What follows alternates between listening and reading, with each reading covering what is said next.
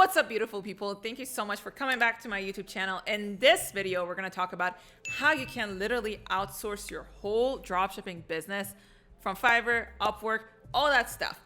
Basically just teaching you how to build a team, and you've probably seen all these platforms advertising that, hey, we're gonna outsource all your business, you don't need to do anything and all that stuff. even though I don't really believe in outsourcing everything, every single thing, but there are certain things that you can do to not be so involved in your business. You want to work on your business, not in your business. So I'm going to walk you through the things that you need to do in order to be successful in your dropshipping business.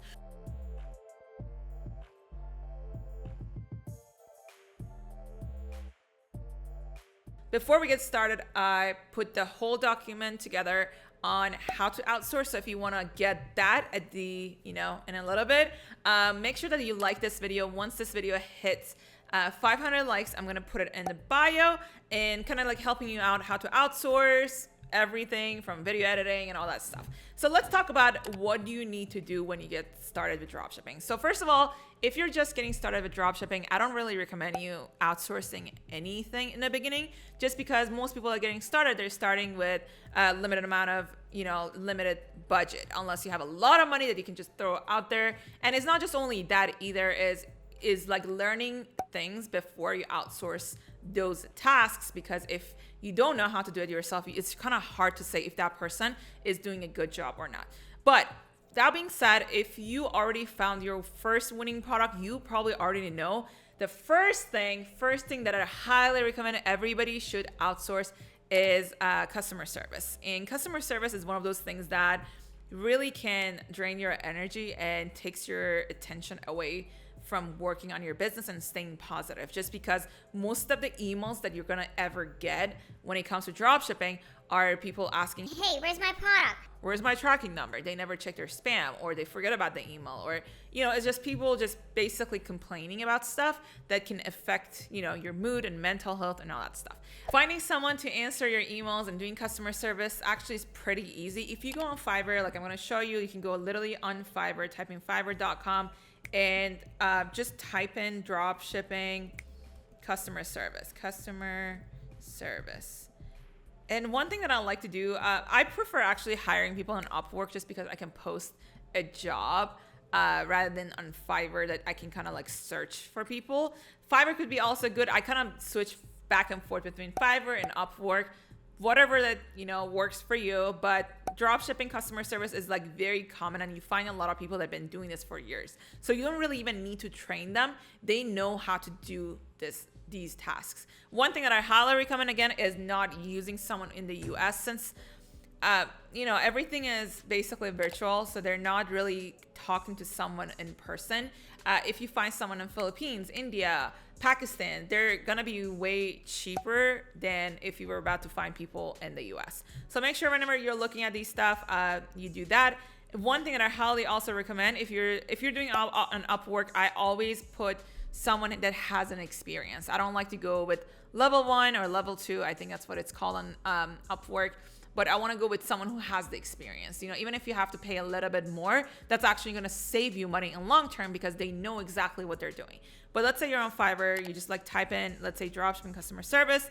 You kind of scroll down. I look at the reviews. I like to go at least 4.9. Like I don't do 4.7.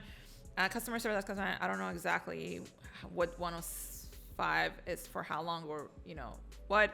But what I recommend is usually you pay anything between $7 to $10 an hour, and you don't have to necessarily, and you're gonna kind of have to track their work. There's different platforms that you can see when they're logging in. You can use platforms like Zendesk to connect everything in one place, so it would make it so much easier for your person to answer questions and do customer service.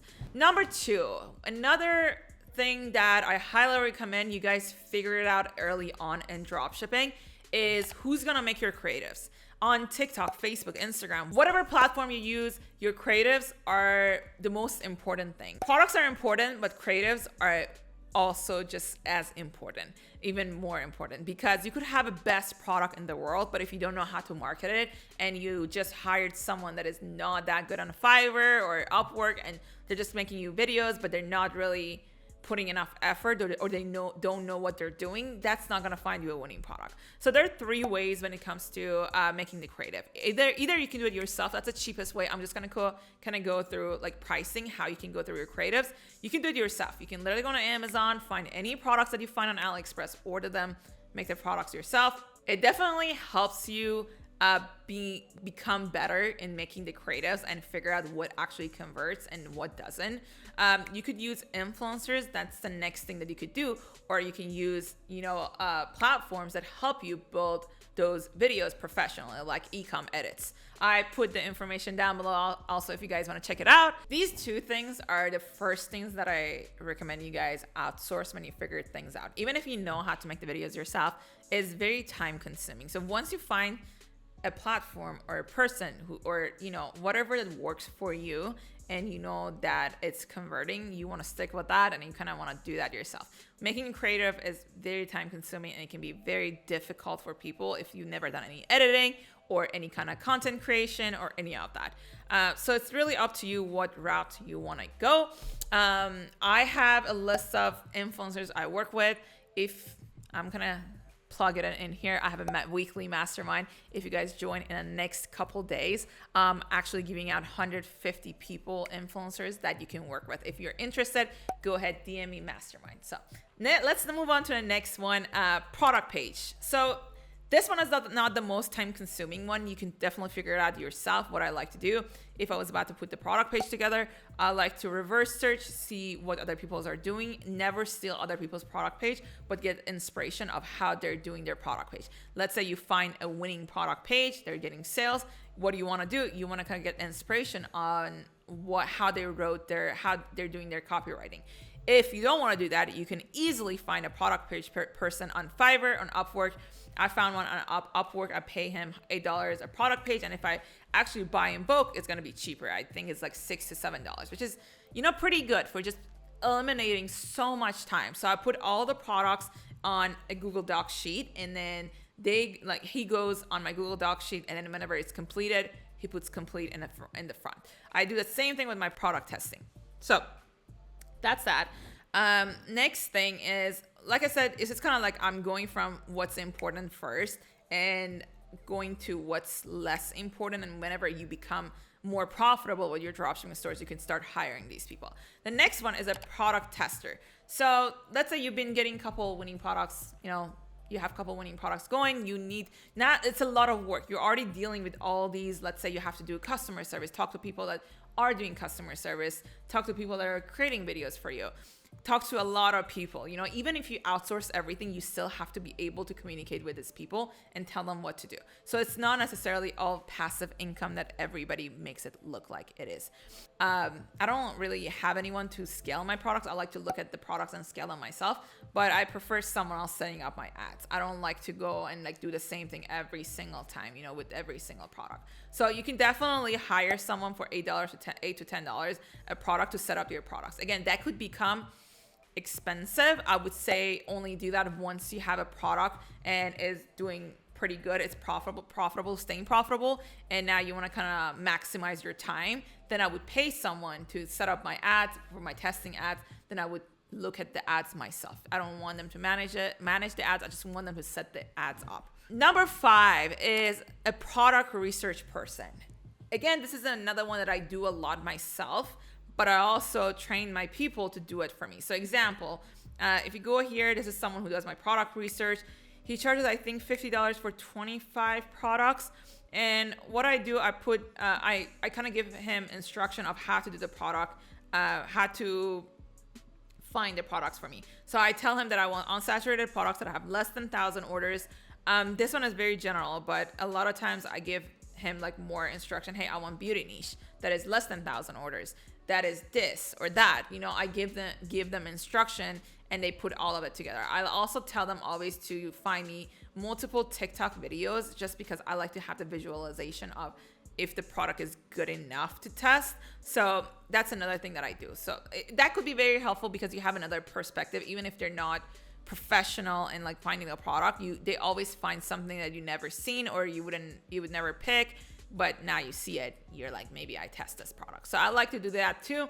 I do combination. I pay people to do the product research for me, but I also do it myself. Last one, and this is like not necessarily at all in the beginning, but once you have all these things going on, you're going to be talking to a lot of people. It's actually very time consuming to check on all these people. At this point, I would get a VA, like someone else on top of everyone that basically deals with refunds, can communicate with supplier from your email. So one thing is, like, I've done that before and it was kind of a big mistake, like letting my email person communicate with my supplier, and they would just refund everyone left and right, but like not really putting the effort to solve the problem. So I was losing a lot of money. So I don't like to do that. Instead of that, I get a VA that kind of figures things out. Like if they need to refund, it goes to my VA, you know what I mean? And then that person communicated with my supplier. And then now that person is probably the most trained one. That one could get a little bit pricey if they know what they're doing. But again, if you're hiring people outside of America, then it's not that bad. But this is like the max, like you have a couple stores running, that you're making good amount of money, and you really want to like maximize your own time. So basically you get someone to manage all these people. So this is exactly how you can outsource your whole dropshipping business and pretty much do maybe work an hour or two in your business a day, and do whatever you want to do. And when you see a lot of people doing things, traveling and running a store, this is kind of probably, if I'm assuming, this is what they've been doing. So this is something I recommend. All right, guys, if you find this video helpful, please go ahead, like this video, subscribe, and I'll see you guys on the next video.